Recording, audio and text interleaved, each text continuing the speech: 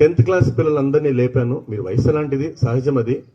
చాలా మంది పిల్లలు అడిగాను, నాన్న నువ్వేమవుతావు జీవితంలో, ఏమవుతావు అంటే అందరూ సరే రకరకాలు చెప్పారు. మళ్ళీ మీ హీరోస్ పేరు చెప్పండి అంటే వాళ్ళ అభిమాన హీరోల పేరు చెప్పుకుంటూ వచ్చారు. అందరూ రకరకాల హీరోల పేర్లు చెప్పారు.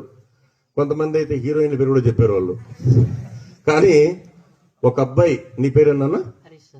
హరీష్ లాగా అక్కడ మున్రత్నం అనే ఒక స్టూడెంట్ గుడిపల్లె మండలం సెట్టిపల్లె జెడ్పీ హై స్కూల్లో, అతనికి ఆల్రెడీ 102 ఫీవర్ ఉంది. లేచి నిలబడ్డాడు. బాబు ఎవరు నీ ఫేవరెట్ హీరో అంటే లేచి, అప్పటికే అబ్బాయి వణుకు పుట్టింది అనమాట, ఫీవర్ ఎక్కువ ఉంది, 102 10th క్లాస్.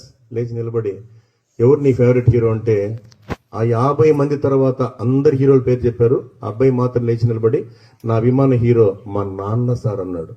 అందరూ చూసి నవ్వుతున్నారు, అతన్ని అందరిని చూసి నవ్వుతున్నారు. కానీ అబ్బాయి ఎందుకు బాబు నువ్వు అభిమాన హీరో నాన్న అంటున్నావు అంటే, సార్ వాళ్ళు సినిమాలు తీస్తారు, డబ్బు కోసం నటిస్తారు, కానీ నా తండ్రి నాకు జీవితాన్ని ఇచ్చాడు అన్నాడు అనమాట. నా తండ్రి నాకు జీవితాన్ని ఇచ్చాడు. ఇంకొక హార్ట్ టచింగ్ స్టోరీ చెప్పాడు బాబు. సార్ మా నాన్న ఒక ట్రాక్టర్ డ్రైవర్ సార్, నాన్నకు కాలు 2 వీలర్ నడుపుతుంటే యాక్సిడెంట్ అయింది, కాలు ఫ్రాక్చర్ అయింది. 2 నెలలు డాక్టర్ రెస్ట్ తీసుకోమన్నారు సార్. కానీ మా ఇల్లు గడవడానికి కష్టమని చెప్పి ఒకవైపు చీమొస్తున్నా నెత్తురుస్తున్నా అలాగే కట్టుకొని రోజు డ్రెస్సింగ్ చేసుకొని ఒక్క పూట కూడా మమ్మల్ని పత్తు లేకుండా మా కుటుంబాన్ని పోషించిన మా దేవుడు సార్ మా నాన్నన్నాడు. అబ్బా బంగారు బిడ్డ నన్ను. ఎందుకంటే నాన్న గురించి ఒక అద్భుతమైన టాపిక్ ఉందిరా. నాన్న గురించి మామూలుగా చెప్పాలంటే, రంగులు పులుముకుని వెండి తెర మీద వెలిగే హీరోలు ఎందరో, కానీ బిడ్డల ఉన్నతి కోసం వారి గుండె తెర మీద వెలిగే హీరో ఒక్కడే, అతడే నాన్న. అతడే నాన్న. నిన్ను ఆకాశం వైపు ఎగరవేస్తాడు నాన్న. ఎందుకంటే నిన్ను ఆకాశం అంత ఎత్తులో నిలపాలని.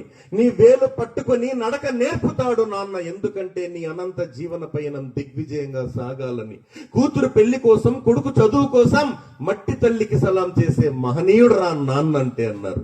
ఒక్కసారి ఈ ఇంటర్ స్థాయిలో మళ్ళా చెప్తున్నా, నీ తండ్రి విలువ తెలియాలంటే నువ్వు తండ్రి అయితే తప్ప తెలుసుకోలేవు. కాబట్టి వాళ్ళు భూమి మీద ఉన్నంత వరకు వాళ్ళని కంటికి రెప్పలా కాపాడుకుంటామని ఆత్మవిశ్వాసం, ఆ తండ్రి కష్టం మీకు గుర్తొస్తే ఒక్కసారి మీ నాన్నగారికి మనస్ఫూర్తిగా అభినందన ఇవ్వాలని మనస్ఫూర్తిగా కోరుకుంటున్నా బంగారు.